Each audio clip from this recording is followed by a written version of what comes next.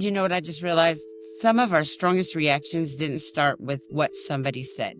They started with a thought you never heard out loud. And that right there changes everything, because most people think that thoughts count only if the sound is heard, like a sentence in your head. But that's not how it works.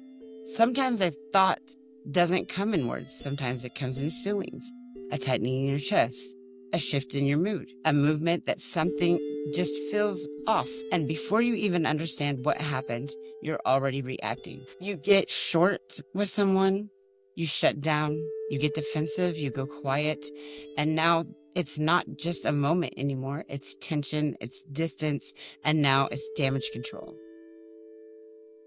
And think, why am I like this? But here's the truth. You're not reacting to what just happened. You're reacting to something your brain has already decided happened. Your brain has picked on something faster than you can explain with your mouth.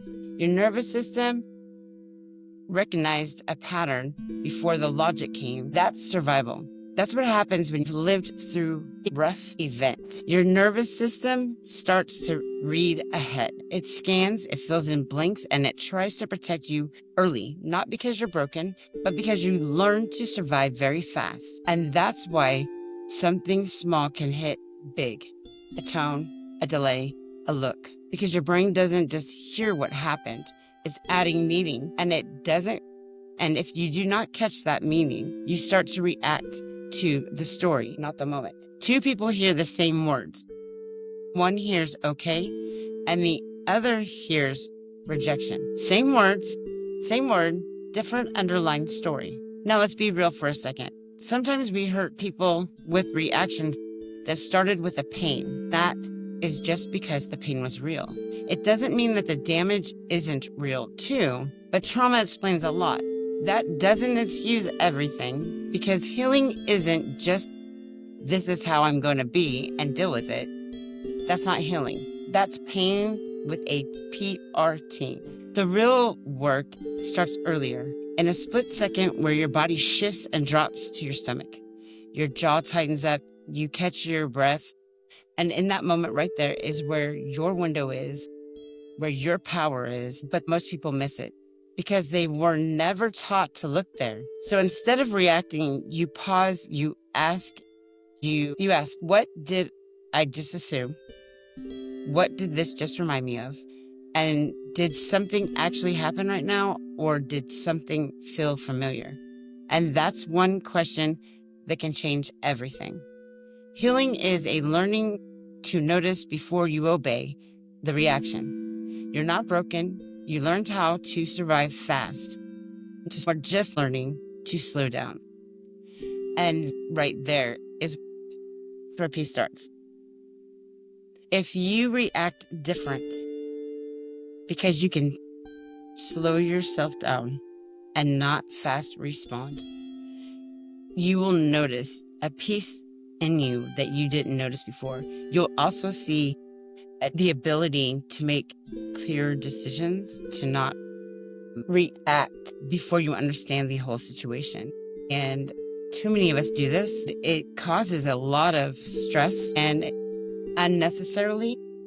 That's why I have started, I set a timer on my watch, and every 10 minutes it goes off. And that is so I can know, hey, I'm not being aware, or to check to see if I'm being aware of myself, the people around me, and what I'm feeling, what I'm thinking, and how I'm standing, whatever, all of it. And when it starts at those 10-minute sections, I am doing that, then I'm going to make it 20 minutes. And I'm going to keep doing that until I, on my own, am self-aware of what I'm doing every minute of the day.